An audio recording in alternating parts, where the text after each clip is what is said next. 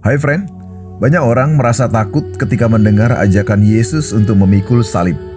Kalimat itu terdengar berat, seolah-olah mengikut Kristus berarti memilih hidup yang penuh penderitaan, kesusahan, dan kehilangan kebahagiaan. Padahal jika kita memahami maknanya dengan benar, kita akan melihat bahwa salib bukanlah ancaman, melainkan undangan menuju hidup yang diubahkan. Yesus berkata, "Setiap orang yang mau mengikut aku, ia harus menyangkal dirinya, memikul salibnya, dan mengikut aku." Injil Matius 16 ayat 24. Pada zaman itu, salib memang identik dengan hukuman mati. Orang yang memikul salib sedang berjalan menuju akhir hidup lamanya. Namun ketika Yesus memakai gambaran itu, ia sedang berbicara tentang kematian terhadap ego, kesombongan, dan keinginan diri yang tidak sesuai dengan kehendak Allah.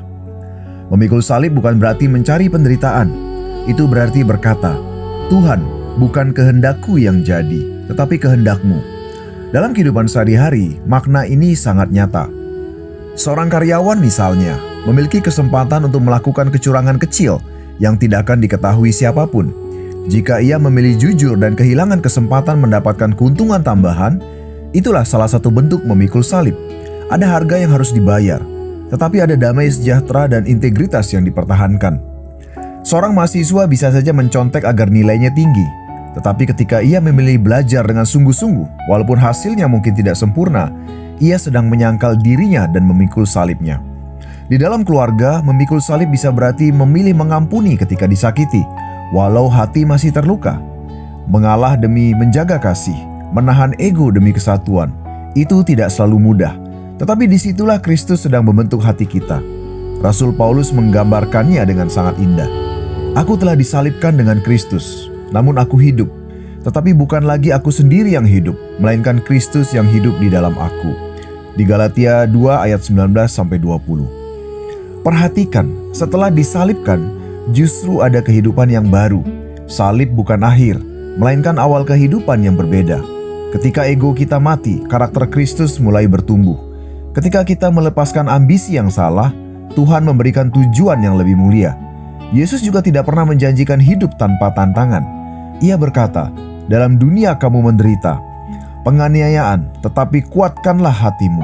Aku telah mengalahkan dunia." Injil Yohanes 16 ayat 33. Artinya kesulitan mungkin ada, tetapi kita tidak berjalan sendiri. Salib yang kita pikul bukan untuk menghancurkan kita, melainkan untuk membentuk kita. Seperti seorang atlet yang berlatih keras untuk meraih kemenangan. Rasa lelahnya bukan hukuman, melainkan proses menuju kemuliaan. Demikian juga salib dalam kehidupan orang percaya. Itu lahir dari kasih kepada Kristus. Dan yang terpenting, sebelum kita diminta memikul salib, Yesus lebih dahulu memikul salibnya bagi kita. Karena begitu besar kasih Allah akan dunia ini. Injil Yohanes 3 ayat 16. Kita memikul salib bukan untuk mendapatkan kasih Tuhan, tetapi karena kita sudah menerima kasih-Nya. Jadi ketika seorang bertanya, apakah mengikut Kristus berarti harus menderita? Jawabannya adalah, mengikut Kristus berarti hidup dalam ketaatan. Kadang ada harga yang harus dibayar, tapi setiap harga itu membentuk karakter, mendewasakan iman, dan membawa kita semakin serupa dengan Dia. Salib bukan simbol kekalahan, salib selalu diikuti kebangkitan, dan disitulah pengharapan kita. Amin.